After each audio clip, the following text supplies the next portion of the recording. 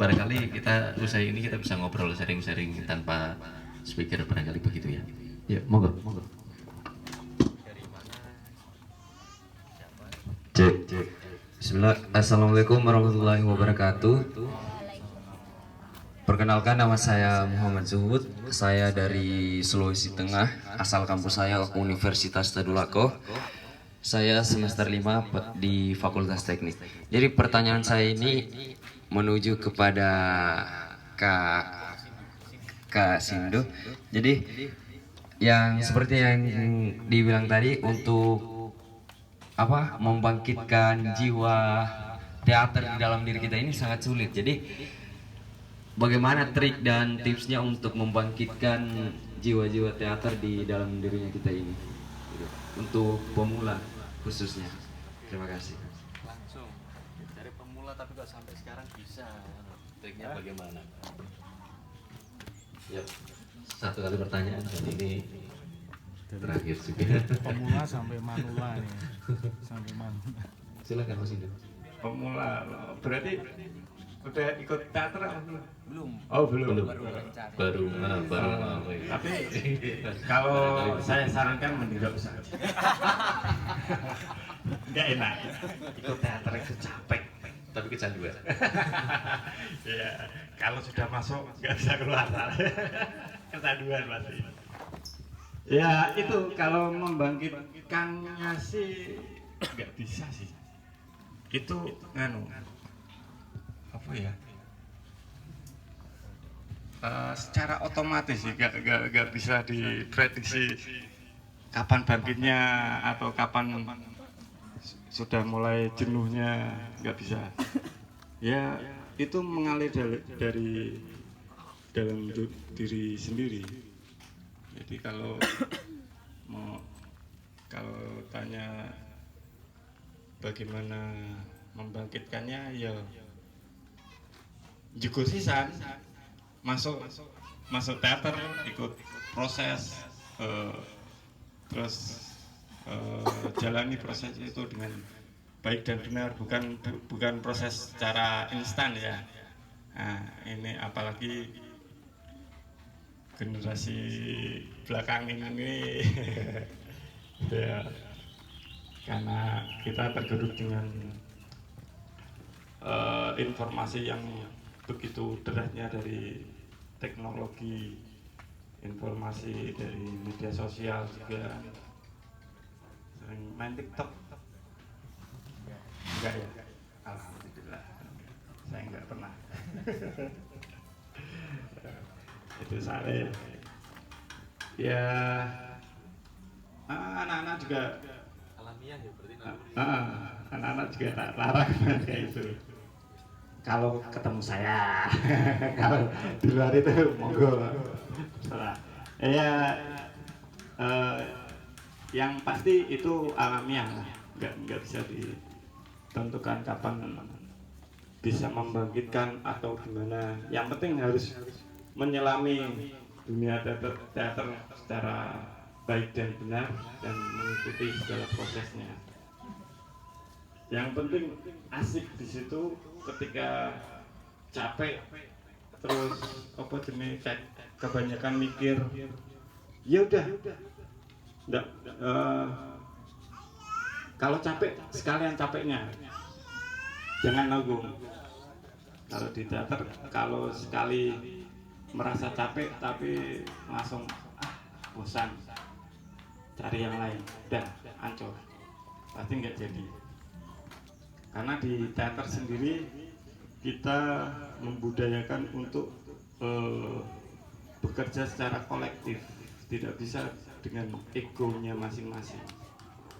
Ketika kita berproses, ya berproses bareng-bareng, sama kayak saya dengan Mas Ian, terus Mas Naka juga, dan teman-teman teater. Ketika aku egois di teater, aku harus pokoknya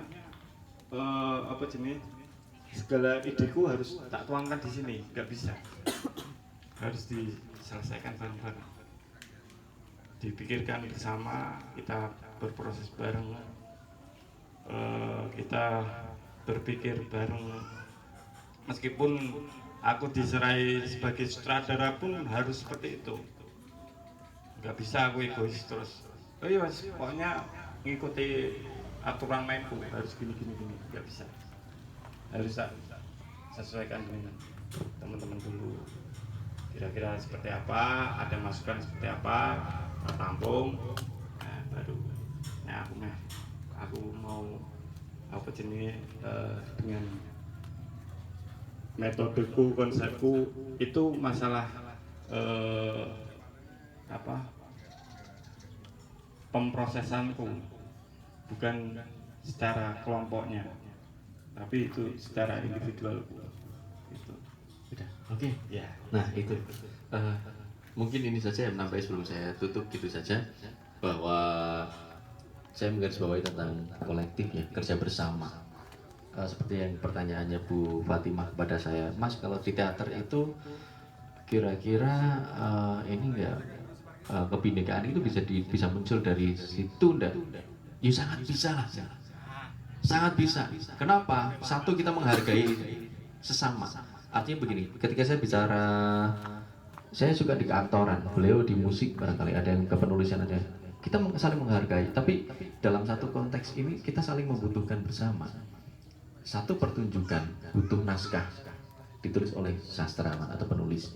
Saya nggak mungkin hanya saya aktor memainkan saja dengan naskah saja jadi garing ketika tidak ada backsound atau alunan musiknya di situ. Perlu ada ilustrasi musik, bagaimana sendu, romantis, tegang dan sebagainya, butuh musik. Saya nggak bisa main ketika nggak ada yang ngatur ini. Konsepnya dari mana? Maka saya butuh sutradara. Kemudian apakah harus polosan seperti ini? Saya memerankan seseorang atau karakter yang lain? Enggak. Saya harus di make up. Make up saja cukup? Enggak. Kostum juga harus dipikirkan. Ada yang memikirkan di situ, penata kostum, penata rias atau ya. Terus kemudian apakah gelap-gelapan seperti ini? Enggak. Harus ada lighting man. Lighting. Saya pentas sendirian? Enggak. Harus ada yang nonton dong. Nah, maka harus ada apa ini? Manajemen di situ. Manajemen pertunjukan. Manajemen produksi juga ada di situ. Apa adanya juga enggak. Semuanya ditata dengan penata panggung atau setting man. Nah, dari berbagai kemampuan yang ada, dari beragam itu, maka menjadi satu, menjadi Bhinneka Tunggal Ika. Nah, di teater seperti itu, maka tidak bisa saling memaksa bahwa maka seperti itu ya. Nah, itulah Indonesia di situ. Indonesia berasal dari situ, gitu loh. Dari berbagai pemikiran kemudian menjadi satu. Tidak memaksa bahwa kau harus seperti aku, enggak. Di sini, tapi kita berawal dari itu akhirnya muncul cinta kepada kearifan lokal kita masing-masing, sehingga kita akan menggali begitu, sehingga ketika bertemu dengan teman-teman dari lain provinsi seperti ini, kita akan bercerita tentang kampung halamanku. Aku bercerita tentang kampung halamanku, kau silakan ceritakan kampung halamanmu dan sebagainya, sehingga menyenangkan pembicaraan ini karena bercerita tentang kampung halaman masing-masing. Coba kalau cerita kita sama, kampung halamanmu sama dengan halamanku, bahasamu sama dengan bahasaku. Terus apa yang harus diceritakan? Nggak ada. Ya udah, kita diam aja, selesai kan. Tapi kalau kita dari berbagai itu, kemudian kita ngumpul jadi satu, kita akan asik bercerita. Bahasaku seperti ini, kamu bagaimana? Halamanku seperti ini, kamu bagaimana? Budayaku seperti ini, kamu bagaimana? Wah, menyenangkan kan di situ. Nah, itulah yang harus kita jaga. Maka silakan pesan saya yang kemarin sama dengan yang hari ini. Kita kenali budaya kita masing-masing. Kita cintai kearifan lokal kita masing-masing, tapi kita menghargai budaya orang lain, gitu ya. Nah, itu saja terakhir dari saya, karena paling sebentar lagi maghrib. Setelah ini akan saya matikan speakernya dan kita bisa ngobrol santai. Mas Idu bisa ketemu dengan Bu dosen setelah ini. Saya akhiri, terima kasih. Kalau ada pertanyaan kita melingkar santai saja. Nanti kalau sudah ada berkumandang, barangkali ada yang mau jamaah langsung. Yes, santai begitu saja, ini ruang-ruang kita bersama. Terima kasih dari saya akhiri. Mohon maaf kalau ada salah kata. Maaf sekali sambutannya hanya begini-begini saja dan kita terbiasa dengan hal sederhana.